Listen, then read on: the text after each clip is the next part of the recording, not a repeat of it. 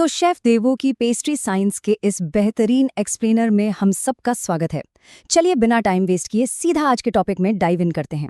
आज हम इस पूरी साइंस की गहराई को समझने वाले हैं और लिटरली ये देखने वाले हैं कि कैसे कुछ बेसिक साइंटिफिक रूल्स पूरी की पूरी डिश के टेक्सचर को हमेशा के लिए बदल सकते हैं। ये सब एक बहुत ही खास चीज के बारे में है जिसे हम स्टेबलाइजर्स कहते हैं।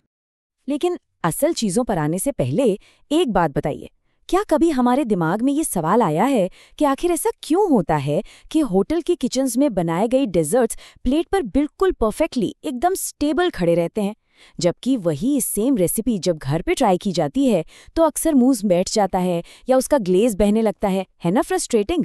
आखिर ऐसा क्यों होता है? मतलब एक तरफ देखिए होटल की किचन का वो परफेक्ट और स्टेबल डेजर्ट है और दूसरी तरफ घर का वो बहने वाला ग्लेज और कोलैप्स्ड मूस। ये कॉन्ट्रास्ट बहुत ही ब्रिलियंट तरीके से इलस्ट्रेट करता है कि इन दोनों के बीच की जो दीवार है वो कोई जादुई स्किल नहीं है। सच बताऊं तो ये सिर्फ और सिर्फ केमिस्ट्री की समझ का फर्क है। और बस यही एंट्री होती है हमारे साइलेंट हीरोज की, जिन्हें प्रोफेशनल किचन्स की दुनिया में स्टेबलाइजर्स कहा जाता है। ये पेस्ट्री केमिस्ट्री के वो खामोश साथी हैं जो डिजर्ट्स को एक इनविजिबल यानी बिल्कुल अदृश्य स्ट्रक्चर और एकदम फ्लॉलेस टेक्सचर देते हैं। यही वो असल सीक्रेट है जो प्रोफेशनल शेफ्स को आम कुकिंग से बिल्कुल अलग कर देता है। तो चलिए फटाफट देख लेते हैं कि आज के सेशन में हम क्या क्या कवर करने वाले हैं। पहले हम बात करेंगे केमिस्ट्री ऑफ परफेक्ट डिजर्ट्स की, फिर पेक्टिन, एनएच एंड रिवर्सिबिलिटी, उसके बाद ज़ैंथन गम फॉर सिल्कीनेस, फिर साइफन साइंस एंड N2O और लास्ट में precision and acid balance. Section 1, chemistry of perfect desserts beyond the recipe. देखिए, सिर्फ कुछ इंग्रेडिएंट्स को मिला देना ही काफी नहीं होता। ये केमिस्ट्री ही वो अकेली चीज है जो ये तय करती है कि कोई डेजर्ट बस एक आम प्लेट पर पिघलकर बह जाएगा या फिर एक मिशेलिन स्टार डिस्प्ले की तरह एकदम शानदार दिखेगा। आइए अब आगे बढ़ते हैं और अपने पहले असली हीरो से मिलते हैं। Section 2, pectin, NH and reversibility, the hero of memory. ये एक ऐसा स्टेबलाइजर है जिसके पास लिटरली एक बहुत ही अनोखी सुपर पावर होती है, थर्मली रिवर्सिबल। अब इसका असल मतलब क्या है? सुनने में कॉम्प्लिकेटेड लगता है, राइट?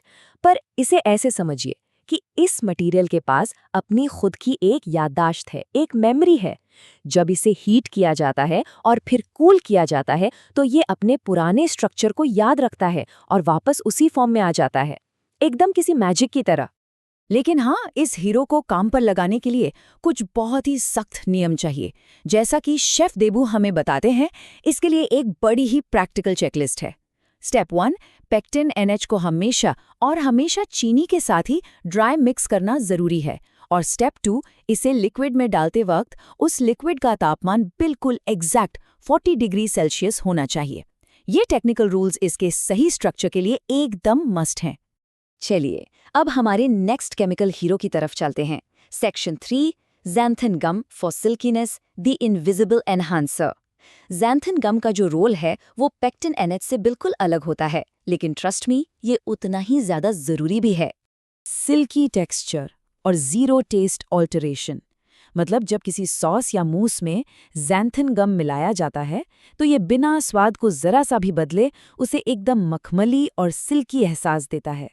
ये पूरी तरह से इनविजिबल होता है, यानी डिश का ओरिजिनल फ्लेवर बिल्कुल वैसा ही रहता है जैसा उसे होना चाहिए। है ना कमाल? अब मूव करते हैं अगले इंटरेस्टिंग कॉन्सेप्ट पर। Section 4, siphon science and N2O aeration mastery. देखिए, अभी तक हमने पाउडर्स की बात की, पर मॉडर्न फोम्स बनाने के लिए मैकेनिक्स और केमिस्ट्री के एक बहुत ही खास कॉम्बिनेशन की जरूरत होती है। शेफ देवू का ये कोट इस पूरी प्रोसेस को बहुत ही शानदार तरीके से समझाता है। N2O gas pressure creates an airy structure.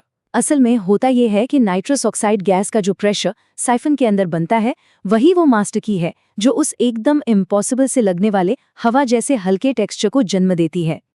अब हम आते हैं अपने आखिरी और शायद सबसे जरूरी सेक्शन की तरफ। Section 5, precision and acid balance, the rules of engagement.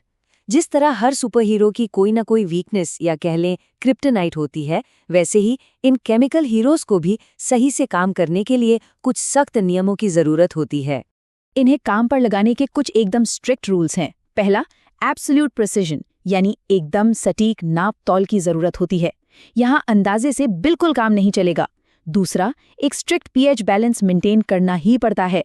और तीसरा, सबसे क्रूशियल पॉइंट ये है कि पेक्टिन एनएच को एक्टिवेट होने के लिए एक एसिड ट्रिगर की बहुत सख्त ज़रूरत होती है, जैसे कि यूजू या फिर नींबू का रस। केमिस्ट्री हमेशा एक एकदम सटीक बैलेंस मांगती है। तो आज के इस डीप डाइव एक्सप्लेनर को खत्म करने से पहले एक बहुत ही दिलचस्प सवाल हमारे सामने आता है। सोचिए, अगर सिर्फ थोड़ी सी केमिस्ट्री किसी डिश के टेक्सचर को इस हद तक इतने ड्रास्टिकली बदल सकती है, तो किचन में डिस्कवर होने वाला अगला इनविजिबल हीरो कौन सा होगा? बस यही वो चीज़ है जो पेस्ट्री साइंस को इतना एक्साइटिंग बनाती है ना सोचने वाली बात? चलिए इसी थॉट के साथ आज का सेशन यहीं खत्म करते हैं।